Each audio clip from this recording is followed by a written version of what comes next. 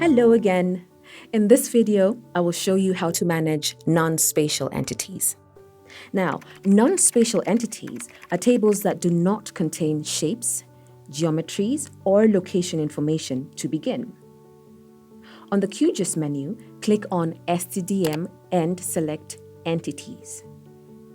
Click on Person, which is an entity that does not contain spatial data. A pop-up menu will appear showing you records of the person. In this case, we have records of Wundimagen Tesfaye. This plus sign button here opens an empty form to add a record. We are also able to edit records by clicking on the pencil icon. And we can also delete a record by clicking on the X button here.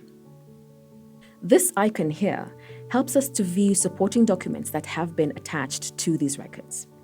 In order for you to use either of these buttons, you must first select a record that you want to make changes to, remove, or view supporting documents. The other important part of this window is Data View. As you can see, here is where you will see a list of all records in the database. These columns at the top are also formatted in a user-friendly way to help you to easily fill the required information on the table. The other important part is the query or search functionality located here at the bottom. To search, you have to key in a specific word, then choose whether to search for it in a specific column. For example, if I select first name here, whatever search I will make will be run on the column first name. So now, if I search for, let's say, Peter, no records will be shown because we do not have Peter in our database records. If I type Wundimagen, then results will appear with records of him because it's saved in the database.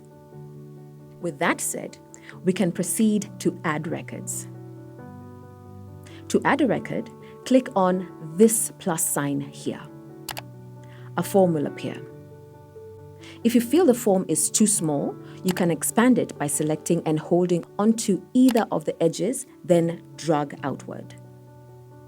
The form shows all the columns that you saw on the other table as created when you were creating an STDM data profile. Refer to my video on creating and customizing data profiles. You can see this red asterisk dot here. It is used to show mandatory fields. Mandatory fields are fields that must be filled and cannot be left blank. For the purpose of this video, I will create a record for Peter. So, for the first name, I will type Peter. The middle name is not mandatory, so I can leave it out. The last name is not mandatory, but is important to fill, so I will type Alex. I have to fill in the national ID and specify the gender of this person. These blue exclamation marks are called user tips. When you hover your cursor over them, they will give you a description of the form field. Let's continue filling the form. It is important to put the correct date of birth as well as marital status. Once you're done, you can also add supporting documents by clicking on Supporting Documents, then Add Supporting Document. Supporting documents, as we had said earlier, are any additional documents or files you would like to attach for the record that you are entering. For example, since we're entering information about a person, we will attach a photo of this person. You can add as many supporting documents as you'd like. Once you've finished and are satisfied that you have filled the form well, you can save by pressing on Save button. You can also use the Save and New button to save without closing the form and immediately load with an empty field. It is a useful feature in case you are adding multiple records. In case you have errors on your records that you would want to fix, you can click on the specific record with the error, select the pencil button, then it will open to allow you to make your corrections. For example, here the name is Martha, but the gender is male. I can edit the gender to female, then click the Save button for the correction to be made. If you want to remove a record, select the row, click on the red circle with an X and then click Yes on the pop-up that appears.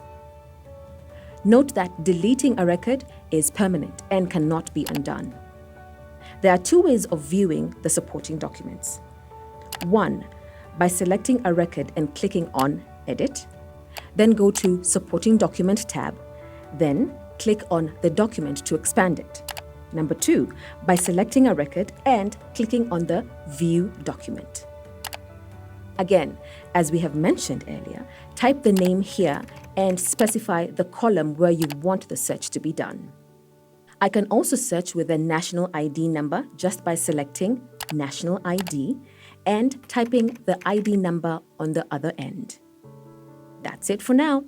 Thanks for watching. I'll see you on the next video.